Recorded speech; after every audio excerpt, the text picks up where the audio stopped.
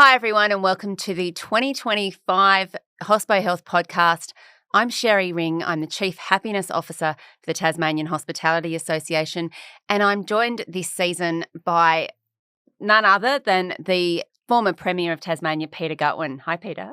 Hi, Sherri, and look, thanks for inviting me. I am so thrilled to be a part of these conversations where we're going to hear stories that are going to teach us, inspire us. I think they'll make us laugh and probably make us cry as well. But it's great to be a part of it. Let's get on with it. Let's go.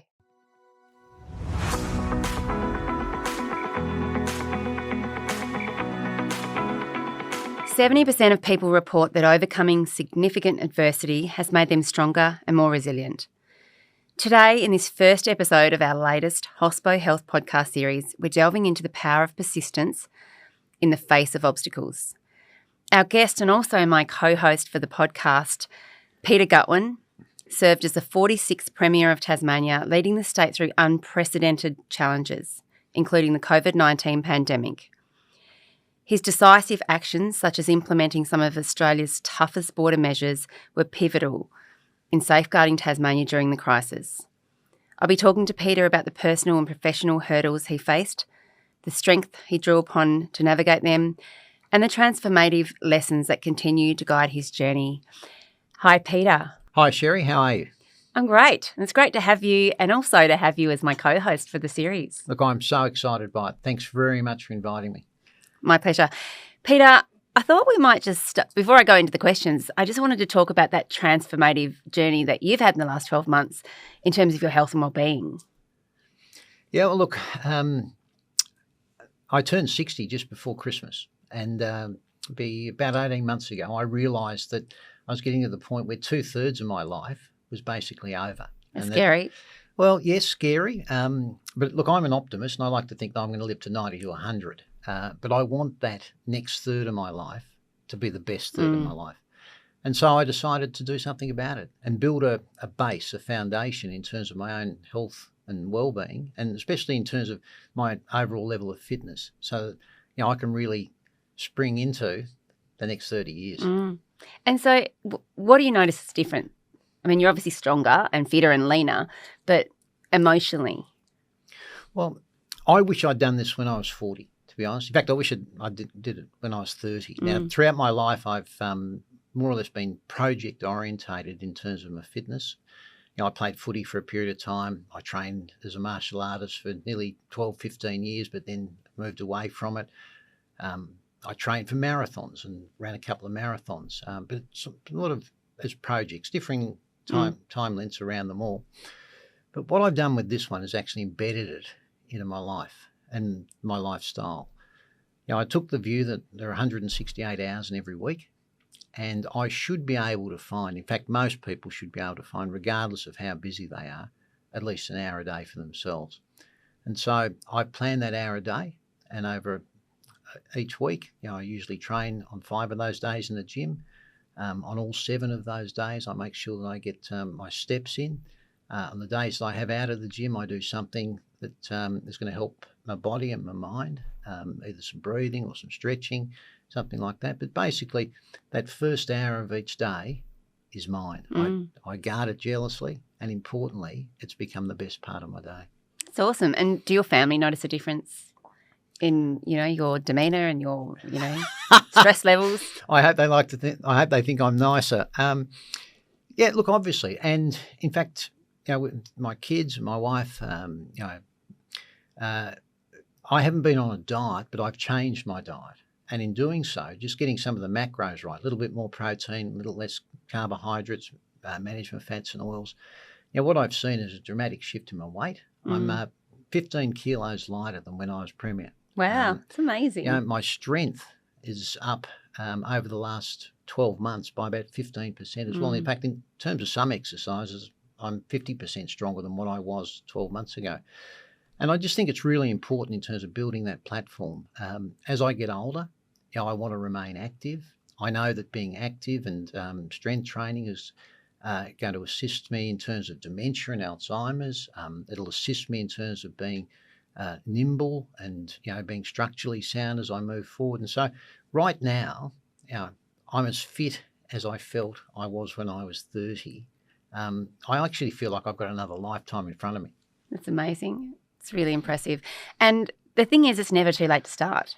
No, it's not. And, a lot of people said to me as they've been watching my journey, look, you're retired and, you've got plenty of time and you can do it now. Well, truth of the matter is I work more than 40 hours a week. I work for a handful of different companies. I don't work as many evenings as I used to when I was Premier, and I certainly don't work on the weekends as I used to. But I still work a full week, and I've been able to build this in.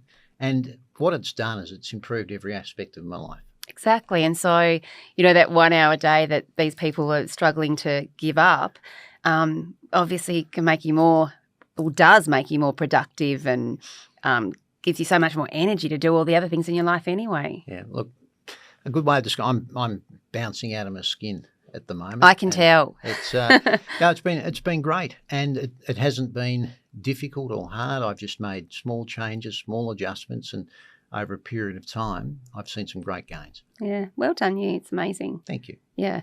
Peter, are you ready to get into the questions? Yes. Okay, number 1. What was the hardest decision you had to make as Premier of Tasmania during the COVID-19 pandemic?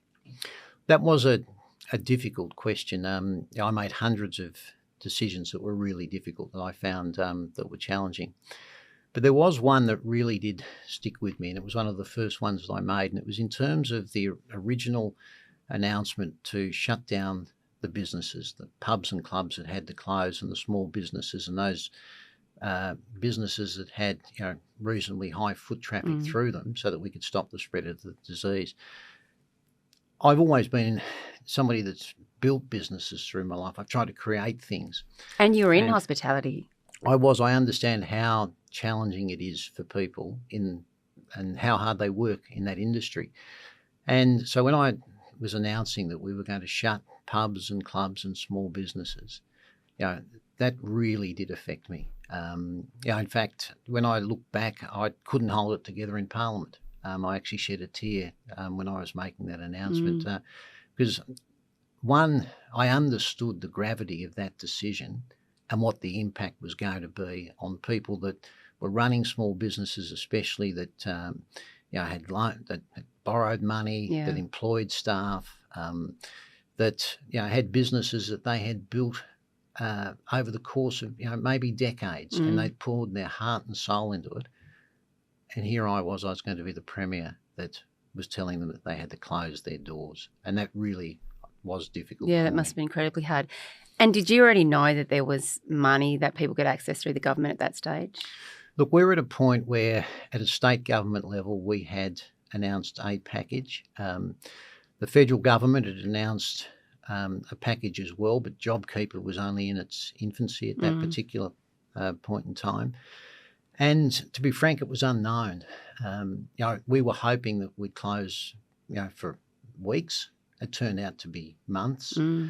And, that impact on a lot of people was deep, and it was extremely difficult. Yeah, it must have been. And isn't over 90% of Tasmanian businesses small businesses?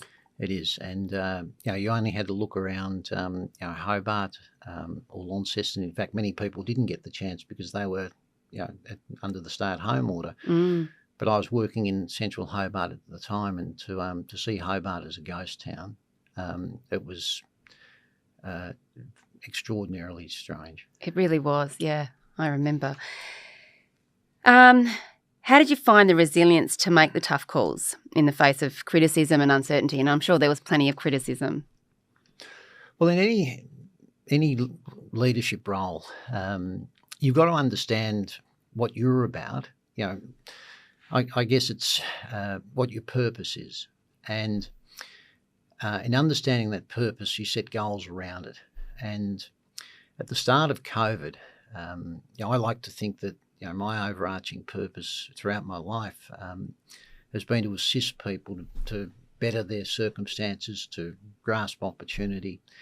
And at the start of COVID, we were provided with range of modelling, which indicated that 1 in 4 Tasmanians could die if COVID got loose at that point in time. Now, 1 in 4 means that if that had happened, all of us would have lost someone. And so we set a goal in my office that we were going to, 1, not lose a life, and work hard to make certain that we supported people. Now, unfortunately, we didn't quite achieve that goal of not losing a life over the period of time. We lost 13 in that 2 years, tragically, until we reopened the borders. But it would have been unbelievably significantly worse if we hadn't have made the decisions that we did, and if we hadn't stayed true to the course. Yeah. I mean, we were all watching what was going on in the rest of the world. What role did empathy play in leading through a crisis of such magnitude? Well, empathy is a really important skill. I learned a long time ago that empathy is one of the most important skills that you can have, and to take the opportunity to walk for some time in someone else's shoes before you make a decision, I think is really important. If you can make certain that you consider what the impact is on other people, your decision making is better. Importantly, you know how to support people when you've taken the time to consider their circumstances. And so, whilst I knew I was making decisions that were going to have profound impacts on people's lives, every major decision that I made, I'd step back from it before making it and consider, how is this going to affect the people in those circumstances? When we closed the businesses, I knew how that would impact, because I'd been a small businessman myself. Yeah, of course. I'd owed money to a bank. I'd employed staff. I could understand that. When we were talking about older people and people being more vulnerable, my mother was in her late 70s, and her cohort of friends, and I knew others in those sorts of circumstances. I've got friends that have been disabled, and so to actually have the opportunity, when making and framing those decisions, to think about what is the impact going to be on other people and how will it affect their lives, I think was a really important thing to do throughout COVID. Some people would say that I acted with scant regard. I would hope that most people would think that whilst I never got everything right, that I got most things right. And as a result, we were able to be one of the safest places on the planet, certainly the safest place in this country. Absolutely. When it was needed. And you must have got mainly positive feedback from that, though. Look, through COVID, it was interesting. There was, based on approval ratings, for a period of time, I was probably the Premier in the country with one of the highest approval ratings. But you still impacted on people, and negatively. Yeah. When I closed the borders, that was the right decision to make for the more than 550,000 Tasmanians that were living here. If you were a fly-in, fly-out worker, or a family that relied on that, and one of the either mother or father was locked up in Western Australia and unable to get back for months, those sorts of outcomes of the decisions that I made, I was reminded regularly by those that were affected and those that felt that the decisions I was making were not the right decisions. But I had to stay true to that overarching goal, and that was that we wanted to save lives, and in saving lives, that was the prism with which I looked at every decision that I made moving forward.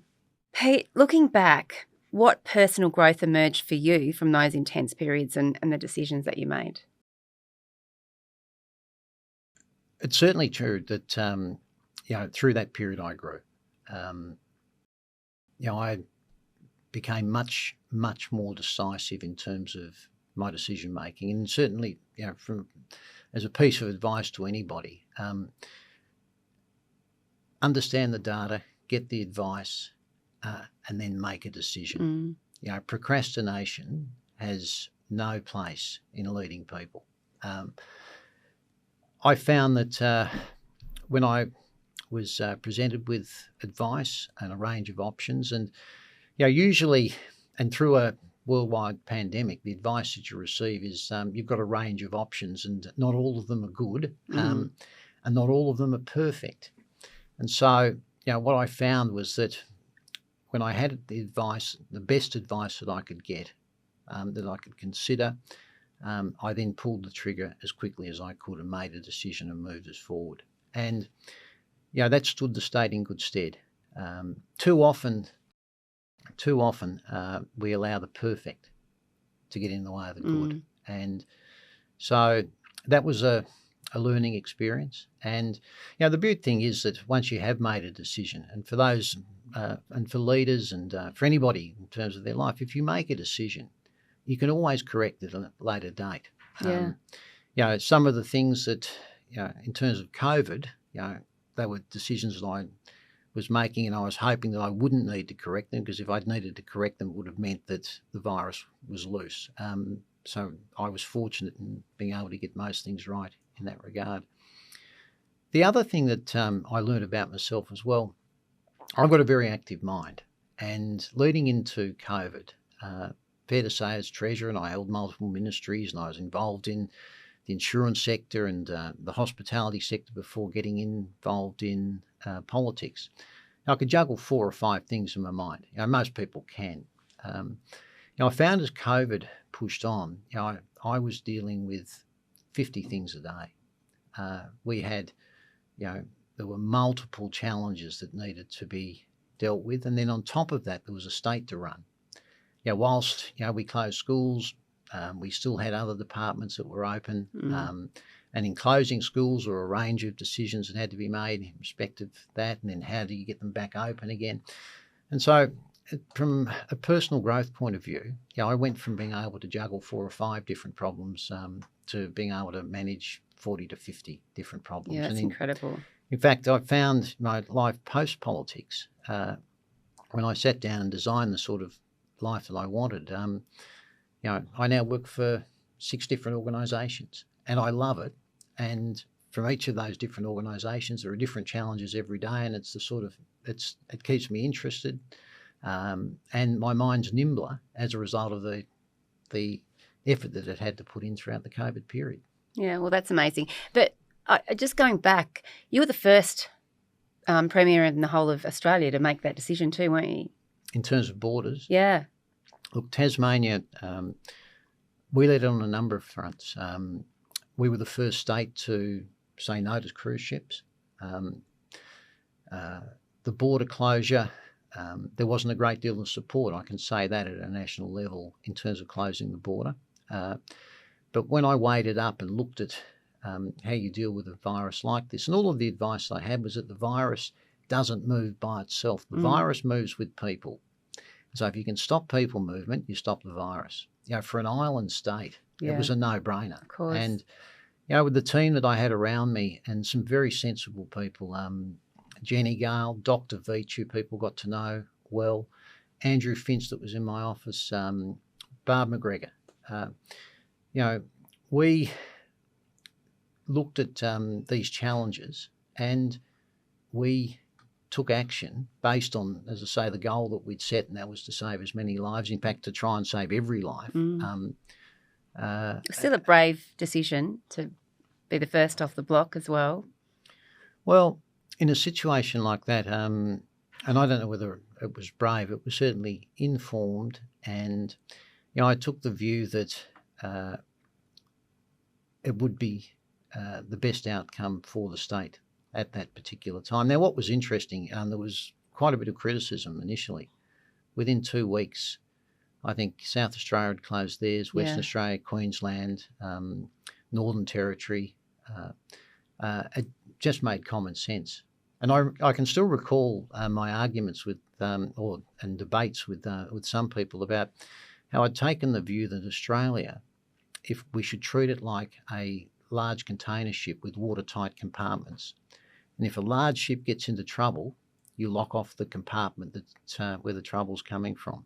Well, from my point of view, when I looked at Australia, from Tasmania's, from our vantage point here, the rest of the container ship, the rest of Australia, looked like it was all in trouble. Yeah. And so I took the option to close, if you like, our watertight container, our island, and it was the best decision that I've ever made. It's a great analogy and a great decision. Lastly, on our podcast questions, how did those challenges redefine your view of leadership and its responsibilities? It's interesting, and I think any leader, whether in business or the public sector, would understand this. The leadership comes with a cost. One of the greatest learnings that I made through that and gained through that was I wish I'd started the program that I'm on in the last 15 months about 5 or 10 years ago. Yeah. I would have been a better leader as a result. But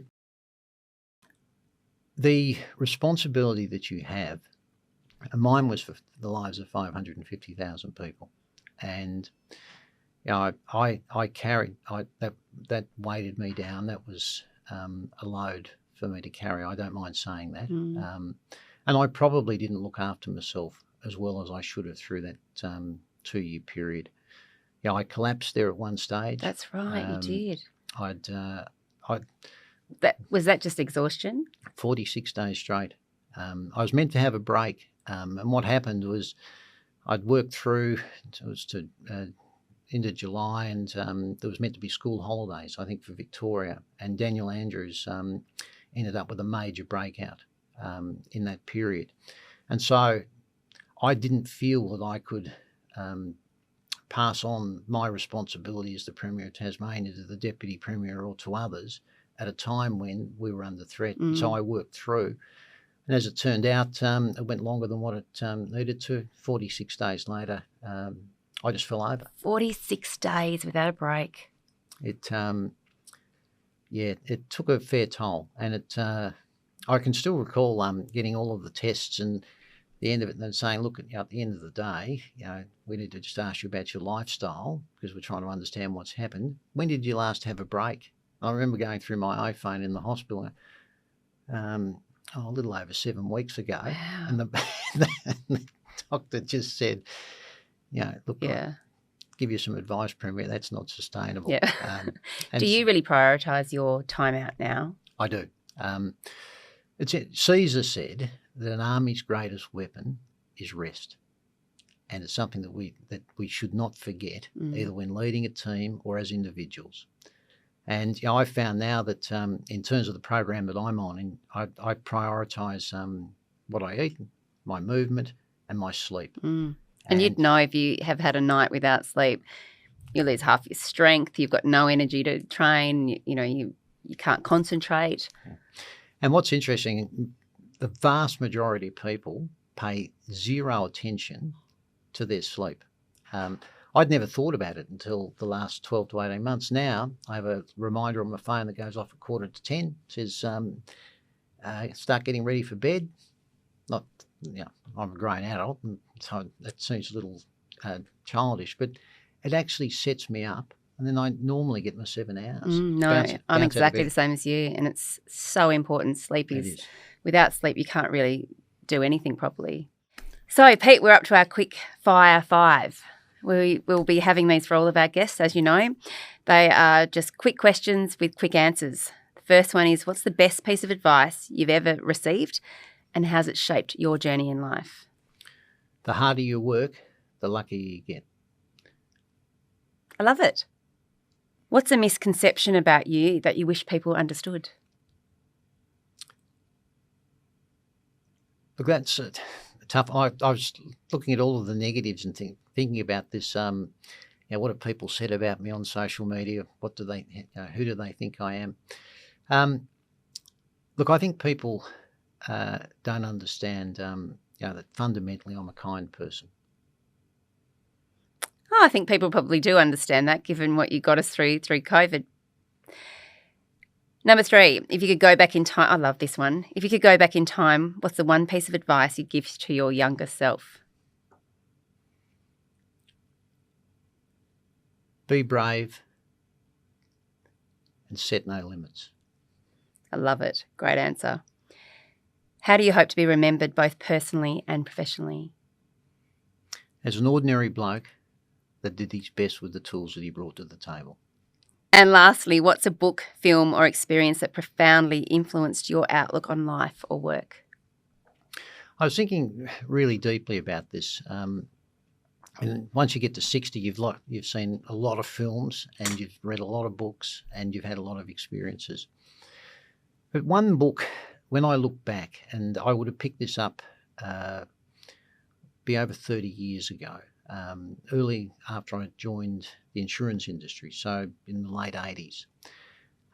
It was a book by Dale Carnegie, How to Win Friends and Influence People. Now, it's still around, isn't it? It is around, and the title's a little bit misleading because it sounds like you just want to sell. Mm. What the book's about, very simply, is that the message is you should spend more time being interested in others than yourself. And reading that book and understanding that concept has stood me in good stead throughout my life. Yeah, I love it. So, Peter, I just finally want to thank you for being part of our podcast, obviously your podcast today, but also being the co-host. You know, it's amazing what you've achieved and what you've done for the state of Tasmania, but you continue to do it. So I don't, probably most of the listeners don't realise you came on to the Mind Games for me as a speaker for our event last year, which was incredible. So if anyone's looking for a speaker, they know where to come to. and then the walk. And did you want to finish off with saying anything about the walk? Well, I will, and that surprised me being asked to speak on that. Not that I know that not that you don't have any interest in the walk, but just throwing it in. Yeah, look, my newfound level of fitness put me in a position where I could do the walk, which was a good thing. I'd never planned to get fit enough to do it, but what the walk was about, it was driven primarily from rage. I was so annoyed when I read a story about a couple of migrants being assaulted and racially vilified, taxi drivers, back in May of last year. And I thought, I'm going to put out a press release and call this out. Then the more I thought about it, I thought, no one's really going to listen to that. Ex-Premier says blah. And I thought, what can I do to set up a platform that can actually hear the voices of migrants and refugees about the contribution that they make? And so the walk was born. And we did two. And on both of those walks, we had some fantastic people join us. People that told stories about the services and the work that they do. The fact that if you're a parent with a child and you want that child to be helped health-wise, in Launceston, it's more than likely going to be an Indian or a Sri Lankan paediatrician that saves their life. The fact that you can get cancer services in the Midlands from an Egyptian haematologist. That we've got our farms being supported by migrants and refugees. We couldn't get the fruit off the trees if they didn't assist us. And so this contribution that they make, I'd like people to focus on because too often than not, we focus on the fact that they've come here, they're not us, they've got a different colour, a different language. End of the day, they're just people that want the best possible life that they can. And we're fortunate that they're here in Tasmania and they're helping us to live ours. Exactly. So what's next for the walk? I'm working through a couple of options. I love a physical challenge. I really do. And even more so in the last 18 months. So I'm thinking through what I might turn my attention to. And hopefully the right option materialises. And I'll have more to say about that later. Well, look forward to that. Thanks so much, Pete. Thanks very much, Sherri.